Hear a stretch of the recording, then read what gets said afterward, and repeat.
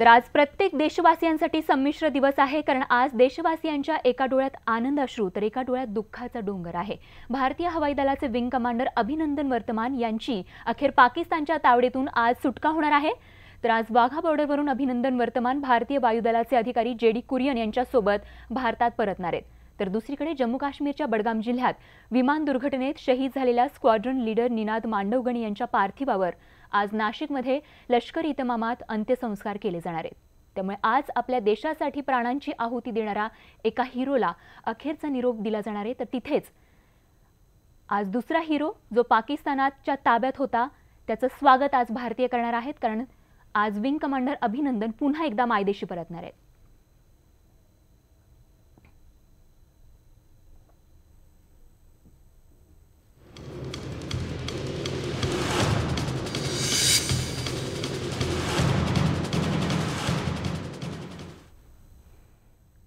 आणि आता बातमी भारताच्या रणनीतीच्या आंतरराष्ट्रीय पातळीवरील सर्वात मोठ्या विजयाची। भारतीय हवाई दलाचे विंग कमांडर अभिनंदन वर्तमान यांची अखेर पाकिस्तानच्या तावडीतून सुटका होणार आहे। एकूणच आपण पाहतोय मोठ्या प्रयत्नानंतर आता आंतरराष्ट्रीय दबाव आल्यानंतर या ठिकाणी विंग कमांडर अभिनंदन पुन्हा एकदा भारतात परतत आहेत। खरं तर भारतवासीयांमधले प्रत्येक देशवासी प्रार्थना करत होते की अभिनंदन पुन्हा एकदा भारतात यावे आणि भारताच्या प्रयत्नांना एक खूप मोठं यश या ठिकाणी आलेलं आहे। आणि आज अखेर विंग कमांडर अभिनंदन आपल्या भारत देशाचा खरा हिरो आज पुन्हा एकदा भारतात परत येणार आहे। त्यामुळे निश्चितच एक खूप मोठा आनंद खरं तर अनेक भारतीयांनी आज सकाळपासून जल्लोषाला सुरुवात केलेली आहे, कारण अभिनंदन पुन्हा एकदा मायदेशी सुखरूपरित्या परतत आहे। त्यामुळे निश्चितच सर्वांमध्ये या ठिकाणी देशभरात आनंदाचं वातावरण बघायला मिळत आहे। तर आज वाघा बॉर्डरवरून ते मायदेशात प्रवेश करतील। भारताच्या आंतरराष्ट्रीय कूटनीतीला सर्वात मोठं यश खरं तर या निमित्तानं मिळाल्याचं बघायला मिळत आहे।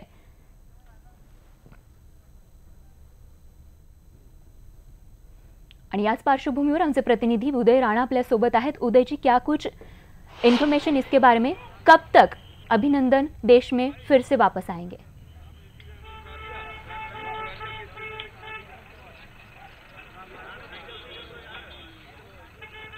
उदय जी, पूरा देश यहाँ पर अभिनंदन जी की राह देख रहा है, कब तक अभिनंदन फिर से देश में वापस आएंगे?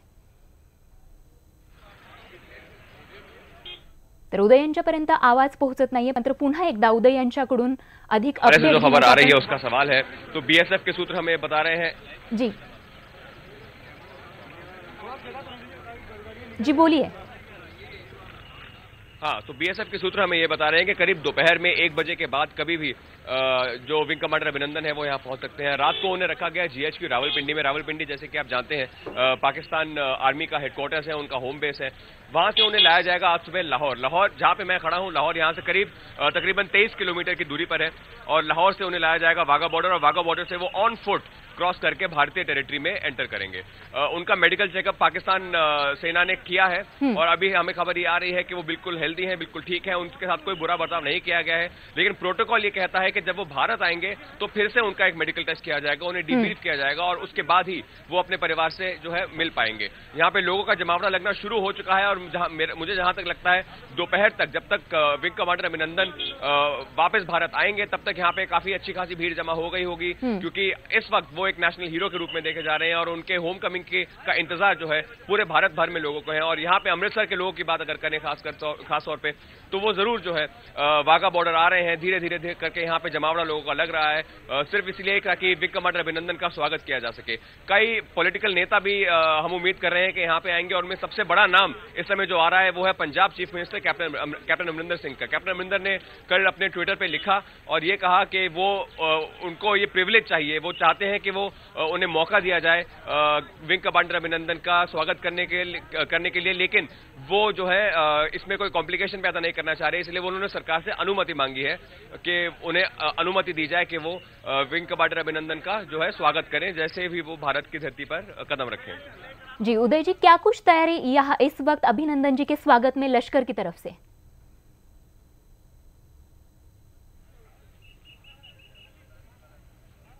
क्या आप अपना सवाल दोहरा पाएंगे दोबारा? मुझे थोड़ा आवाज। जी उदय जी, क्या कुछ तैयारी लश्कर की तरफ से अभिनंदन के स्वागत में यहाँ पर आप देख सकते हैं?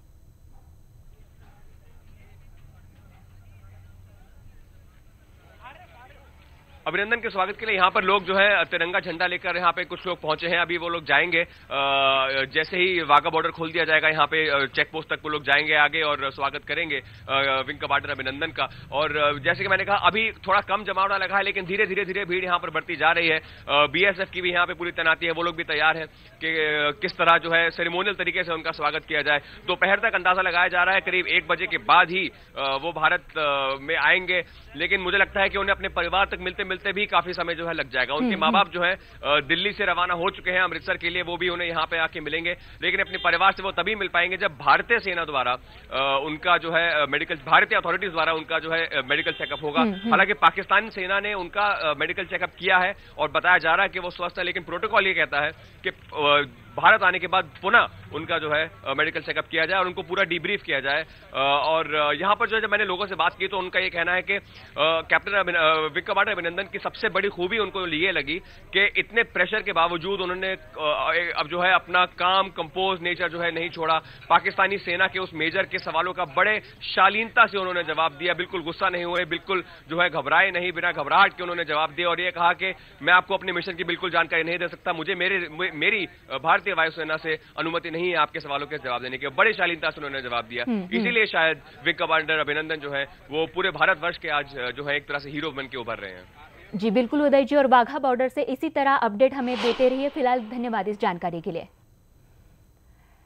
तर या वीरपुत्राच्या आणि या खरं तर जवानाच्या स्वागतासाठी लष्करासोबतच पूर्ण देश या ठिकाणी खरं तर उत्सुक आहे आणि तितकाच आनंद पूर्ण देशवासियांसाठी, कारण हा आपला रिअल हिरो पुन्हा एकदा आपल्या देशात परत येतोय। आणि आता बातमी आपल्या देशसेवेसाठी प्राणांची आहुती दिलेल्या निनाद या शहीद जवानाची।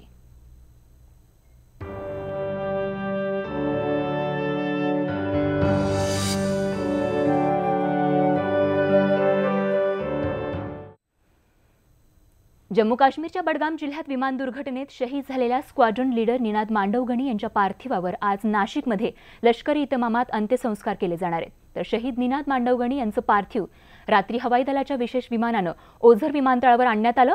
यावेळी वायुदलाच्या अधिकाऱ्यांनी शहीद निनाद मांडवगणी यांना मानवंदना दिली आहे। तर आज नाशिकच्या अमरधान नजीकच्या मोकळ्या मैदानात त्यांना अखेरचा निरोप दिला जाणार आहे। त्यांच्या पार्थिवावर अंत्यसंस्कार होणार आहेत। दरम्यान लखनौ येथे असलेले निनाद यांचं कुटुंब नाशिकमध्ये परतलंय।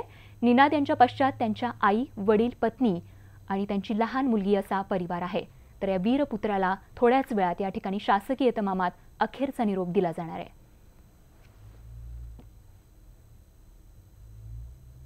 कमर्शियल पायलट होण्याचा त्यांनी कधीच हे विचारच केला नाही।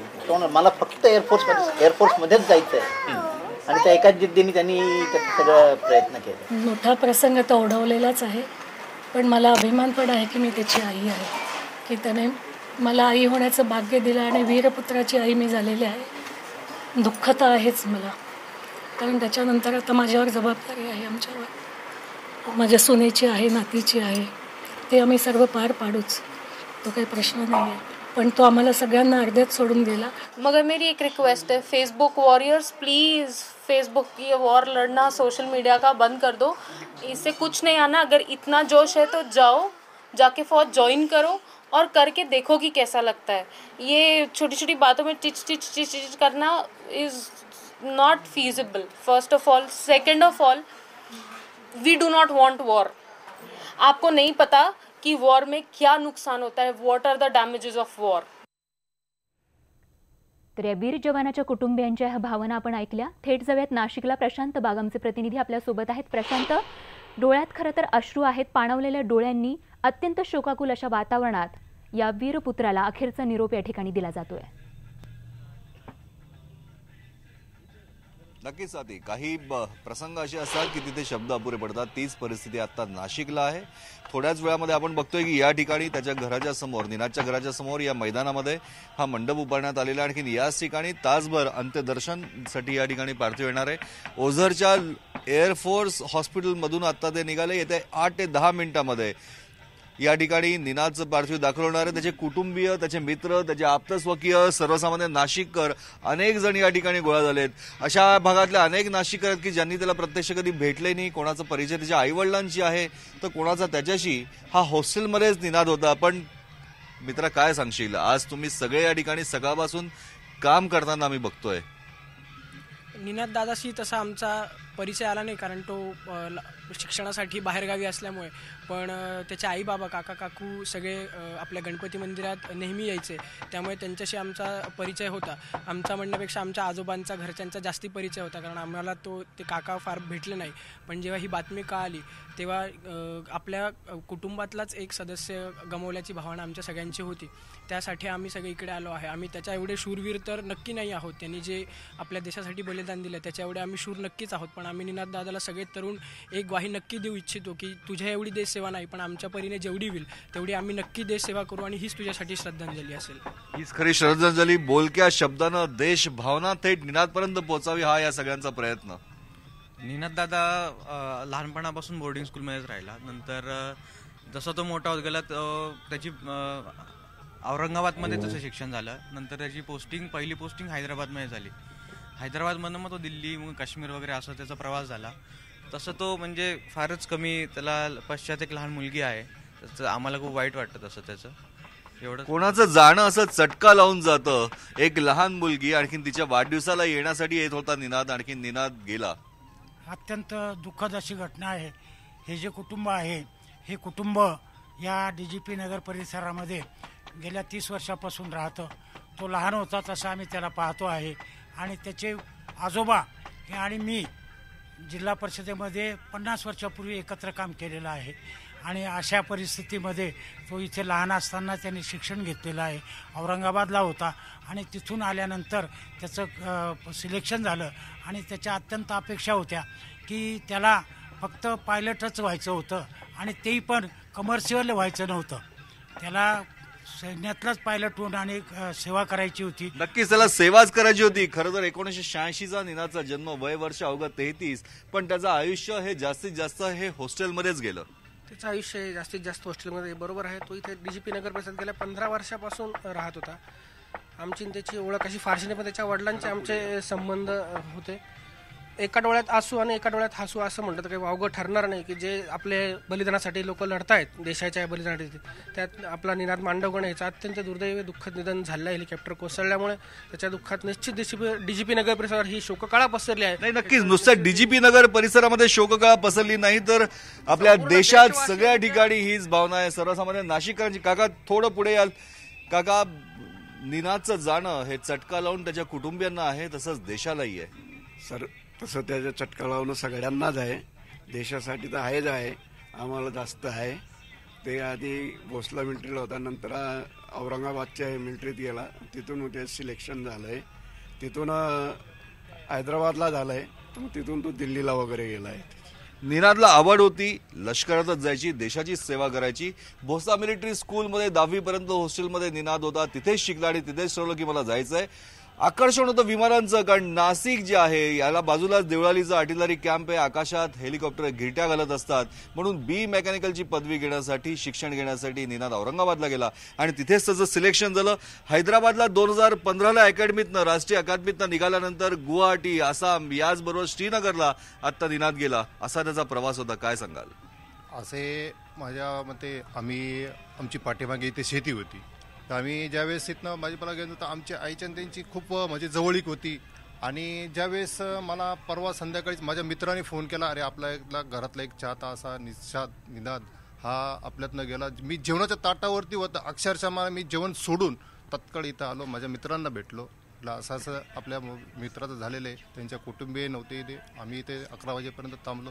आणि आमची एक संस्था आहे, संस्थेच्या मानव उत्थान सेवा समिती. नक्कीच संस्था आहे. मानव उत्थान संस्थेच्या माध्यमातून अनेक NGO सुद्धा या ठिकाणी एकत्र आल्यात. या सगळ्यांना भावना व्यक्त करायच्या, सगळ्यांशी आपण बोलणारच आहोत. स्वाती, शहीद जवान निनाद यांना शेवटचा निरोप या ठिकाणी देण्यात येत आहे. थेट जाणार आहोत नाशिकला. प्रशांत बाग आमचे प्रतिनिधी आपल्यासोबत आहेत. प्रशांत, खरं तर संपूर्ण देशाला सार्थ अभिमान आहे या शूरवीर जवानाच्या बलिदानाबद्दल, आणि तितकाच शोक, कारण आज ते आपल्यात नाही आहेत. नाशिकमधल्या तरुणाईला काय वाटतंय? अवघ्या 33व्या वर्षी त्यांनी आपल्या प्राणांची आहुती देशसेवेसाठी दिली आहे. नक्की स्वाती, काही भावना ज्या असतात त्या खरोखर व्यक्त करता येत नाही, पण नाशिकच्या युवकांच्या मनामध्ये संताप आहे तो पाकिस्तानबद्दल, आदर आहे तो आपल्या देशाबद्दल, आणखीन त्या शहीद आणि वीर माता, वीर पत्नी या सगळ्यांबद्दल एक मोठा गौरव आहे. या सगळ्यांनाच अभिमान वाटतोय. त्या सगळ्यांचा निनादचा सुद्धा, निनाद 12व्या तुकडीचा, पण निनाद 26व्या तुकडीचा, पण 12व्या तुकडीचे सुद्धा आपल्याबरोबर आहेत. काय भावना आहेत निनादबद्दल तुमच्या? आज देशासाठी निनाद शहीद झाला. निनादच्या बलिदानाचा आपल्याला सगळ्यांना त्याच्या जाण्याचं दुःख आहे, परंतु त्याच्या बलिदानाचं जे आहे त्याबद्दल आपल्याला गर्व आहे की आम्ही याला सर्वोच्च बलिदान म्हणतो, supreme sacrifice for the nation. तो त्यांनी केलेला आहे. त्याच्या कुटुंबियांनी त्याच्या त्यागाचं त्यागात कुटुंबियांचाही यात त्याग आहे आणि आपल्या सगळ्या नाशिककरांचा, आपल्या देशवासियांचाही यात हा मोठा त्याग आहे आणि आपल्या सगळ्यांना त्याचं दुःख, संताप असणं बरोबर आहे. पण त्याचबरोबर आता निनादच्या गेला त्याला आपण विसरणार नाही, पण तो ज्या कारणाने गेला ते कारण आपण विसरलं नाही पाहिजे, अशी माझी भावना. लक्षात तेच घेतलं जे भावना. याचे वय नव्हतं हो निनादचं जाण्याचं, वय वर्ष अवघं 33, 2 वर्षांची लहान मुलगी, कुटुंबही तसंच होतं, पण तरी त्यांच्या निनाद वीरमरण झालेले आहे. हे तर खूपच दुःख आहे नाशिककरांवर आहे, पण त्याच्या फॅमिलीवर एवढं दुःख आहे.